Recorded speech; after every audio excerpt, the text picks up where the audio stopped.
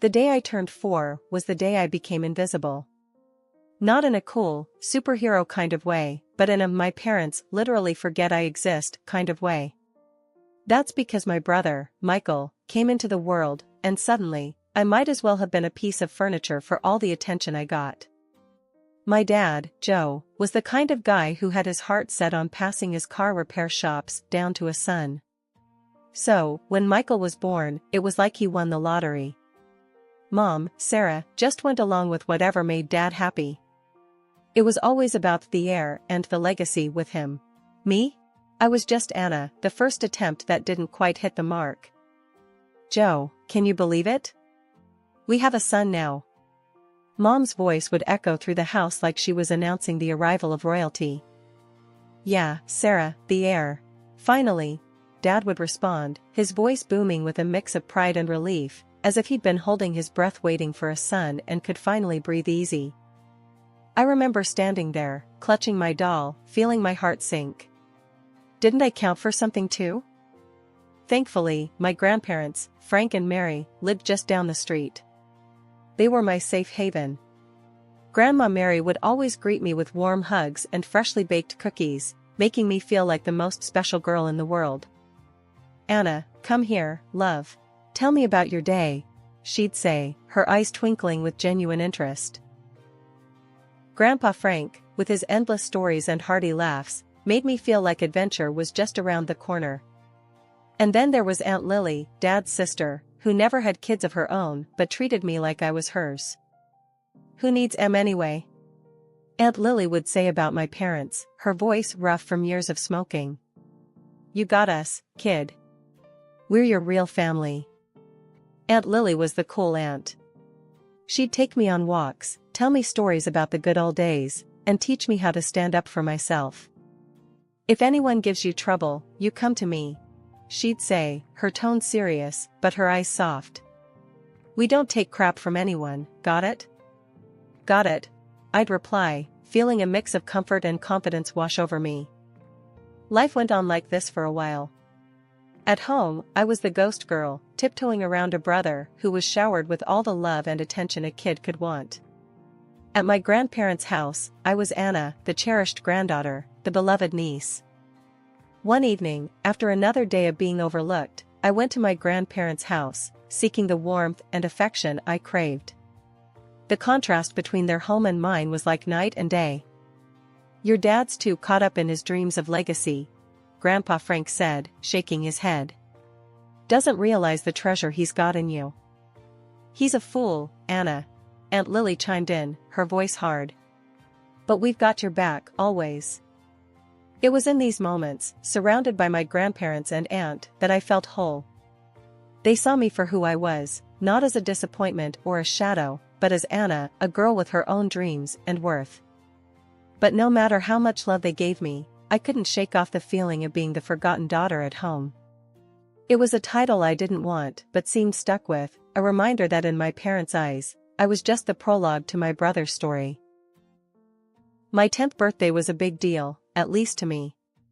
In our little world, hitting double digits meant you were no longer a little kid. Grandma and Grandpa knew this and decided to surprise me with something I'd been dreaming of, my very own phone. Not just any phone, but a shiny, new one that I could use to call them or Aunt Lily anytime I felt invisible at home. Happy birthday, Anna! Look what we got for you. Grandma beamed, her eyes shining with excitement as she handed me the small, wrapped box. I tore off the wrapping paper, my heart racing. The moment I saw the phone, my world lit up. Oh my gosh, thank you! This is the best gift ever. I couldn't contain my excitement, hugging them both tightly. Aunt Lily winked at me. Now you can call me whenever you want, kiddo. No more feeling left out, yeah? Yeah. I grinned, feeling a sense of independence bubble up inside me. But my joy was short-lived. The very next day, Dad saw the phone in my hand.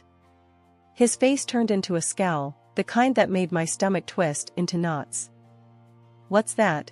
He barked, nodding toward the phone. It's my birthday gift from Grandma and Grandpa, I said, my voice small, already sensing trouble. Dad snatched the phone from my hands. You don't need this. Michael will get more use out of it. But Dad, I protested, my heart sinking. It was my gift. Enough, he snapped, turning away. Michael, come here. Look what you've got now.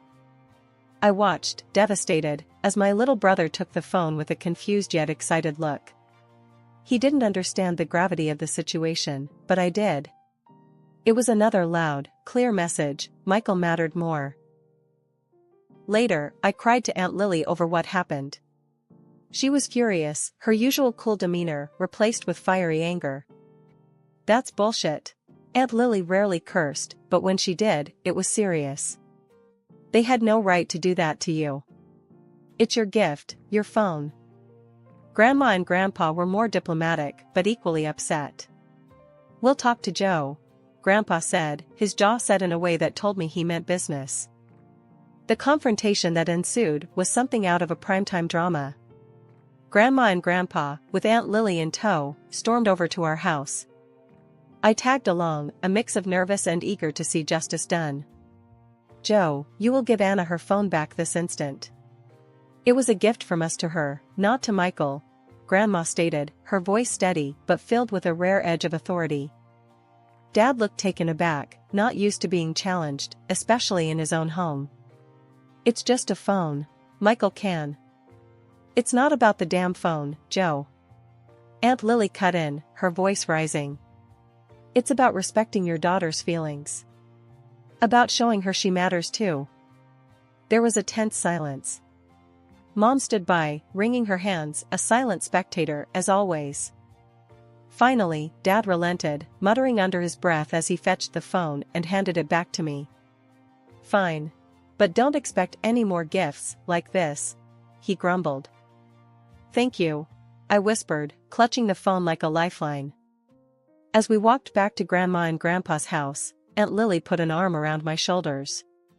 Remember, Anna, you're worth more than how they treat you. Don't you forget that. Grandma squeezed my hand. We'll always be here for you, my dear. Always. The year I turned 11, my world came crashing down. It wasn't just a bad day or a temporary setback, it was the kind of loss that changes everything. My grandparents, the two people who had been my rock, my sanctuary, were gone. Killed in a train accident, just like that.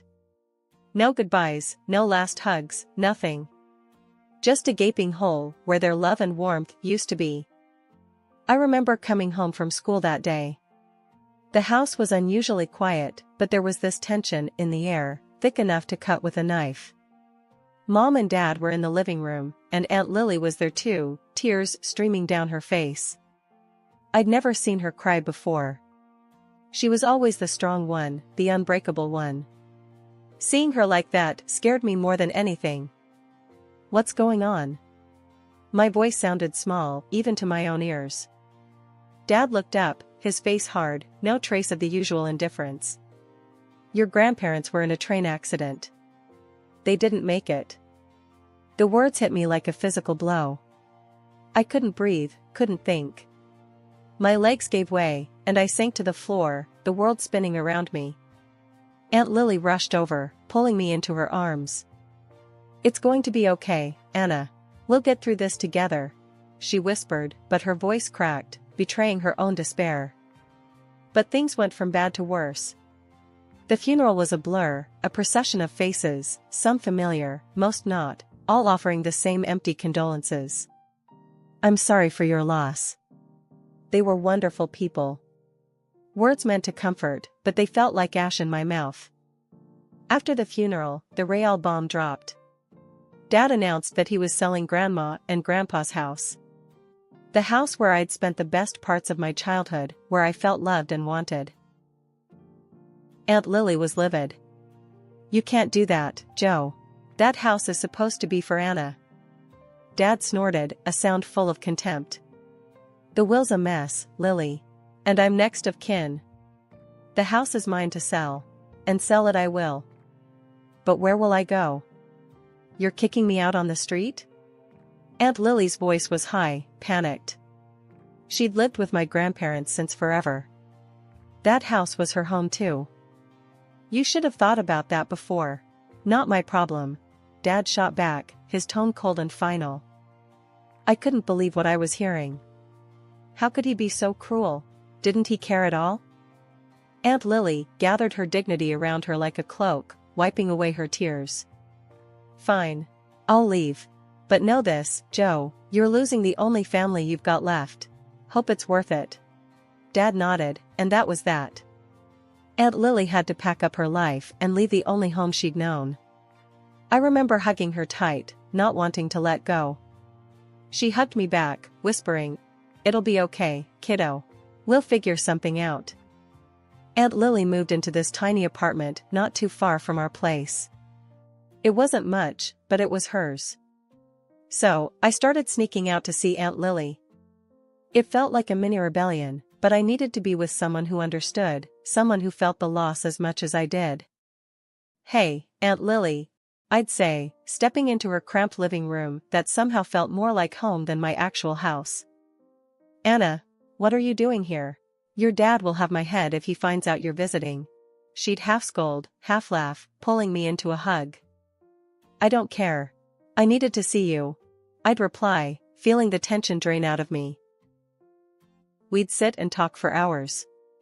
She'd tell me stories about Grandma and Grandpa, keeping their memory alive. Sometimes we'd just sit in silence, each lost in our thoughts, but it was a comfortable silence, filled with love and shared grief.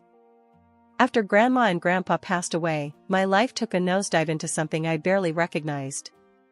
Home wasn't home anymore, it felt more like I was some kind of servant.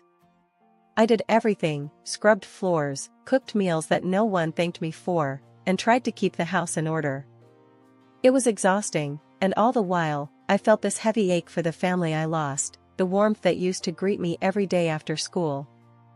Then came that Friday that felt like the final straw. School had been rough, and all I wanted was to dump my backpack and collapse onto my bed. But nope, the universe had other plans. The house was locked, and not a soul was in sight. I sat on the steps, confusion slowly turning to worry, then to a kind of desperate loneliness as the hours ticked by. Mrs. Henderson from next door came over, her brows furrowed in concern. "Dear, why are you sitting out here? Didn't your folks tell you they were heading out for the weekend?" That's when it hit me. They left. Without a word, without a thought. Tears sprang to my eyes, and Mrs. Henderson tooted, shaking her head. "Oh, honey, come here," she said, but I shook my head, wiping at my eyes. "I'll figure something out," I mumbled, my voice all choked up. It was getting late, the kind of late that makes everything seem worse, so I made my way to Aunt Lily's. My heart felt like it was sitting heavy in my chest, each step heavier than the last. Knocking on Aunt Lily's door felt like admitting defeat, but the moment she opened it and saw my face, her expression shifted from surprise to something fierce. "Anna? What happened?" she asked, pulling me inside. I spilled everything, the words tumbling out in a rush, and by the end, Aunt Lily's face was set in a hard line.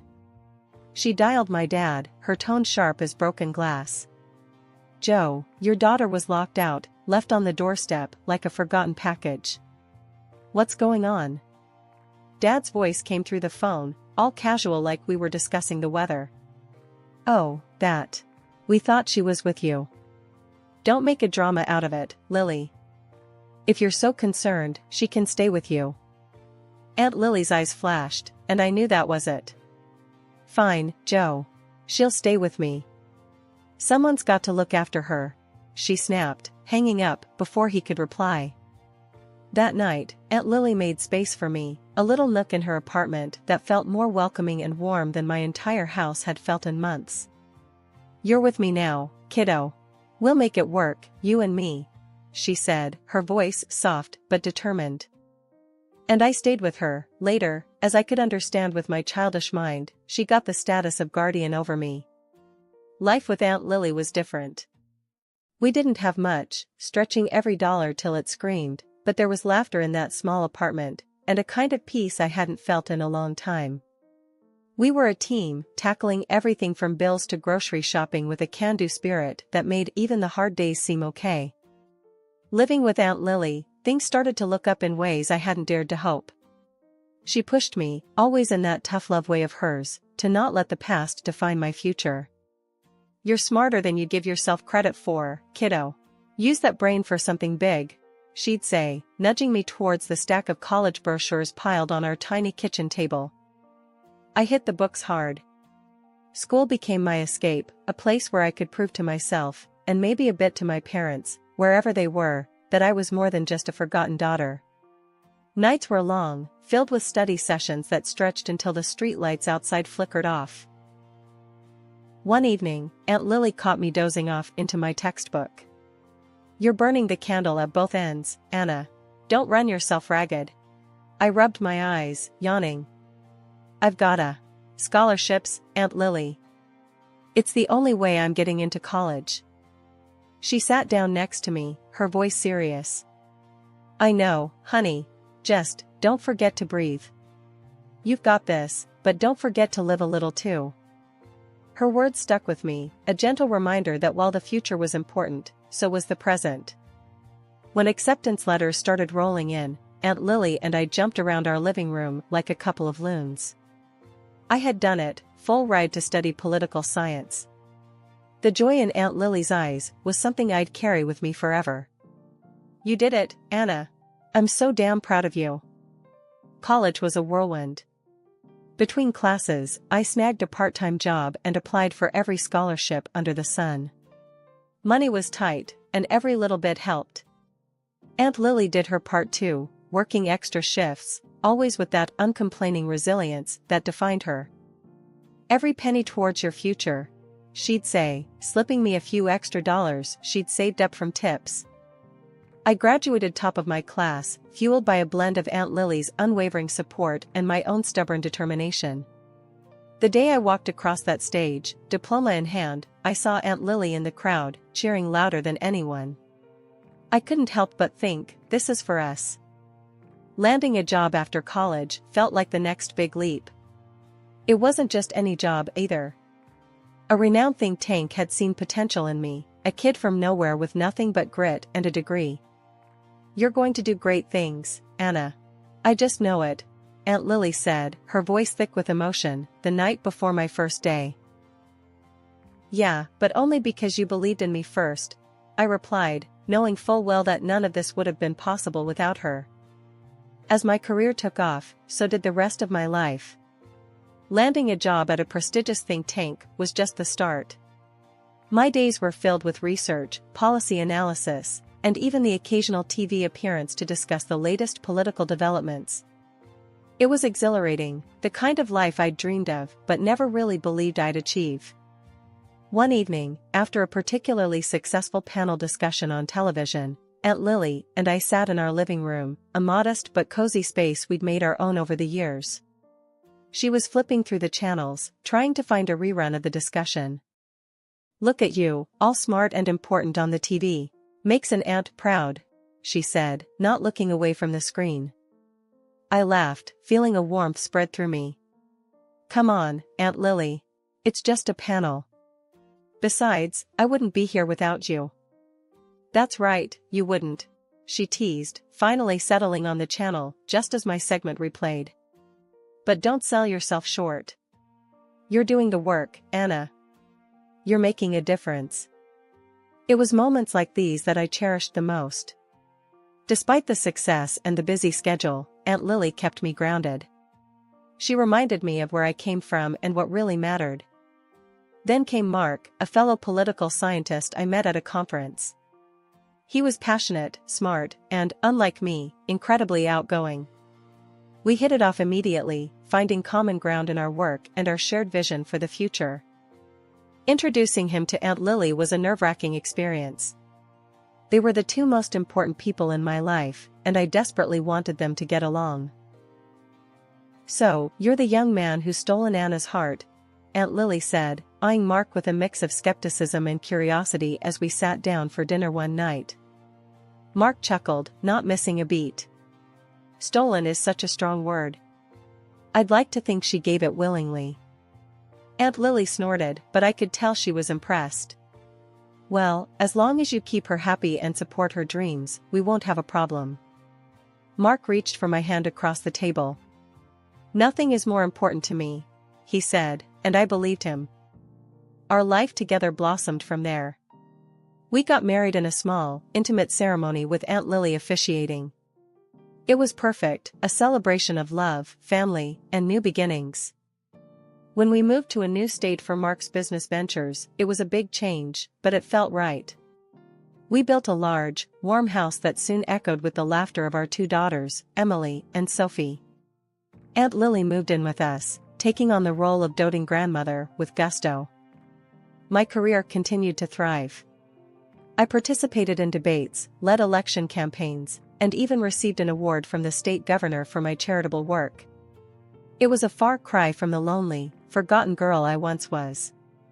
Despite the early hardships, the loss, and the struggles, I'd found success, love, and a family that was mine by choice, not just by blood. Aunt Lily, Mark, Emily, Sophie, they were my world, a testament to the fact that with enough love and determination, you can build a future worth dreaming of. Walking back from a big interview, my mind was buzzing with thoughts of how it went and the questions I could have answered better. That's when I saw them in the parking lot, two figures looking lost and out of place. As I got closer, a wave of surprise hit me. It was my parents, the very same who'd left me to fend for myself all those years ago. "Can I help you?" I asked, even though I recognized them immediately. "Anna, it's us. We saw you on TV. My mom started, her voice overlapping with my dad's. "We're so proud of you, darling," my dad added, trying to find the right words. "We've missed you. We want to be part of your life again." I couldn't hide my astonishment, nor the bitterness that quickly followed. My life? Now? My family is Aunt Lily, Mark, and my girls. You chose to leave that life behind. They looked desperate, almost as if they were clawing at the last straws of hope. "Please, Anna, we're your parents. We made mistakes, but we're family." That's when I pressed them, needing to understand their sudden reappearance. "Why now? What's changed?" The story spilled out.